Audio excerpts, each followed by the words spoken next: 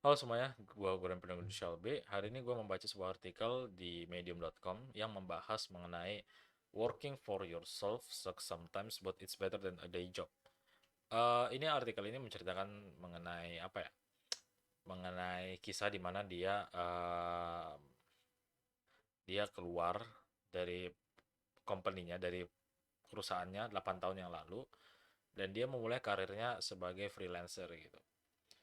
Nah, seperti yang kita ketahui bahwa freelancer itu kan memiliki apa ya, harus memiliki berbagai hal yang harus diperhatikan untuk kita memulainya. Dan dia di sini secara jelas menjelaskan bahwa memulai ketika kita keluar job dan kita ingin bekerja untuk diri kita sendiri, contohnya freelancer atau entrepreneur, itu sulit gitu loh.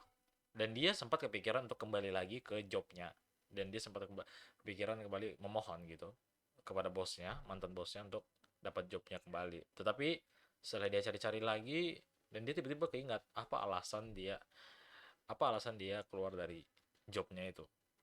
Nah, terus dia menjelaskan beberapa poin-poin penting yang dimana bekerja untuk seseorang itu itu maksudnya kita bekerja untuk agenda orang lain gitu loh. Jadi kita tidak bekerja untuk diri kita sendiri, melainkan kita bekerja untuk agenda orang lain. Lalu, working for someone will always mean a cap on your income. Ini artinya itu bekerja untuk orang lain itu akan membatasi pendapatan kita. Jadi semisalnya kalau kita menaikkan value perusahaan itu, ya kita hanya mendapatkan apa yang sudah di yang sudah ditetapkan gitu loh. Dan itu berbeda ketika kita bekerja dengan diri kita sendiri. Ketika kita bekerja dengan diri kita sendiri, kita dapat memaksimalkan pendapatan yang kita miliki.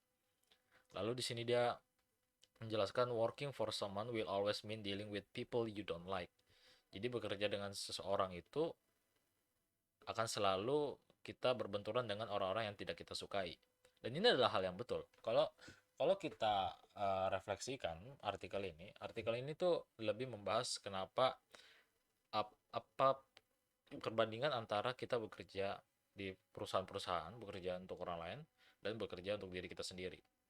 Oke, sesuai judulnya, working for yourself sucks sometimes.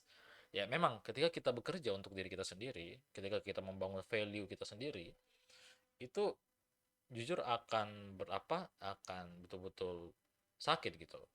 Akan banyak banyak sacrifice yang harus kita keluarkan. Waktu, pikiran, tenaga, dan lain-lain gitu. Apalagi kalau khususnya freelancer ya. Freelancer itu kan adalah untuk start awal itu bagi gue itu gimana sih? Bagiku itu adalah hal-hal yang cukup sulit gitu. Karena aku juga dulu sempat memasarkan diriku di freelancer, khususnya di website Fiverr gitu kan. Terus entrepreneurship ketika kita ingin membangun sebuah usaha apapun itu, tentu saja ada beberapa halangan, ada beberapa tantangan yang harus kita hadapi. Tetapi di artikel ini dia menjelaskan lagi bahwa itu lebih baik dibandingkan kamu bekerja, dibandingkan kamu memaksakan dirimu bekerja yang tidak kamu inginkan gitu. Ini final words-nya. Which is more difficult? Forcing myself to do work I don't care about, or challenging myself to keep trying to do what I believe in. Jadi mana yang lebih susah? Apakah apakah memaksakan dirimu untuk bekerja dengan pekerjaan yang sama sekali nggak kamu pedulikan, atau menantang dirimu untuk maju terus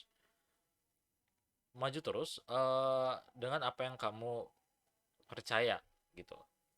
Dan jawabannya sudah jelas, lebih enak kita men-challenge diri kita untuk menjadi ke orang yang lebih baik lagi.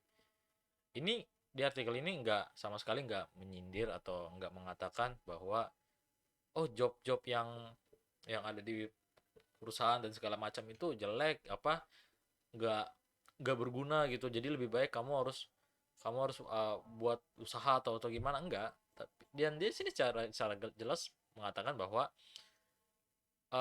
don't quit your entrepreneurial or freelancer life just because it's difficult. Jadi jangan jangan keluar dari kehidupan entrepreneur atau kehidupan freelancermu karena itu sulit. Ya, pada intinya segala hal itu sulit gitu. Tapi itu akan lebih baik kalau memang kita yang menginginkan hal itu gitu. Ya, kira-kira itu aja artikel bacaan saya pada hari pertama. Semoga kedepannya gue masih bisa melanjutkan video ini dan sampai jumpa di episode selanjutnya.